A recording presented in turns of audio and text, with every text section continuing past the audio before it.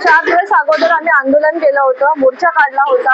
कारण इकडे आता मान्सून खूप जवळ आलेला आहे, पण अजूनही साफसफाई केली नव्हती. आणि इकडचे जे स्थानिक लोक आहेत त्यांची मला खूप तक्रार येत होते की मॅडम इकडे आपली मिठी नदी साफ केली गेली नाहीये. आणि आमचंही लक्ष होतं की आम्हाला वाटलं की आता येतील, पण ते अजून काही आले नाही. आणि इकडे कसं कचरा खूप नदीमध्ये कचरा खूप असल्यामुळे इकडचे स्थानिक लोक जे आजूबाजूचे आहेत त्यांना खूप प्रॉब्लेम होतो.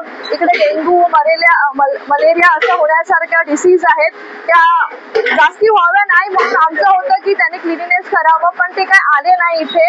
आणि त्यामुळे आम्हालाच इकडच्या स्थानिक लोकांना आणि मला नगरसेवक म्हणून मला स्वतःला इकडे उतरून ही साफसफाई करावी लागली. आणि आम्ही मोर्चा घेतला आणि त्याच वेळी आम्ही बोललो होतो जर तुम्ही साफसफाई नाही घेतली तर येत्या 4-5 दिवसांमध्ये आम्ही रस्ता रोको आंदोलन करणार आहोत. त्यानंतर प्रशासनाने ह्याच्यावर लक्ष दिले आणि त्यानंतर ही गाडी पाठवली आहे साफ करायला. ही गाडी देखील काल आली होती आणि कालपासून इकडेच उभी होती. आज येऊन मी त्यांना विचारलं की तुम्ही काम का नाही अजून चालू केलंय, तर ते म्हणतात की अजून त्याच्यामध्ये डिझेल नाहीये. तर मला हे सांगायचंय तुम्ही गाडी पाठवताय, मग काय विदाऊट डिझेल ती गाडी चालणार आहे का?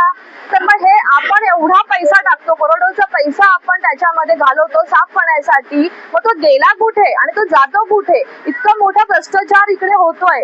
आणि मला हे सांगायचं आहे की आता आपण इकडे आलोत आणि हे साफ करून घ्यायला लागलेलो आहोत. आणि आता इकडचं पुढे आपण बघूया. तुम्ही आता साफसफाई करतोय त्याच्यात हार टाकून खरं तर हो